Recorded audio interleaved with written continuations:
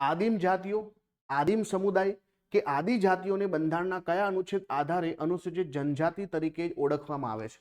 તો જે અનુસૂચિત જાતિઓ જનજાતિઓની જ્યારે વાત કરતા હોઈએ આપણે, તો આપણી પાસે જે છે હમણાં જ આપણે ચર્ચા કરી કે 330 થી લઈને 342-43 સુધીના જે પણ આર્ટિકલો છે એની અંદર આ બધી જોગવાઈઓ આવે, બરાબર. અને એટલા માટે અહીંયા જે છે આદિમ જાતિઓની વાત છે, આદિમ સમુદાયોની વાત છે, તો આવશે કલમ 341 અને 342(1).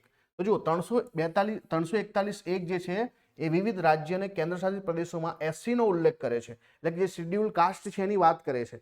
જ્યારે 342 જે છે એ રાષ્ટ્રપતિને કોની સાથે, મતલબ રાજ્યોની અંદર જાહેર કર્યું તો રાજ્યપાલ સાથે પરામર્શ કરીને રાજ્ય અથવા કેન્દ્રશાસિત પ્રદેશ માટે અનુસૂચિત જનજાતિ તરીકે જાતિઓ અથવા આદિવાસી સમુદાયના ઉલ્લેખની સત્તા આપે છે.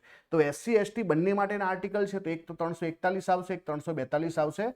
તો ઓપ્શન નંબર એ જે છે આપણો બિલકુલ સાચો જવાબ બને છે.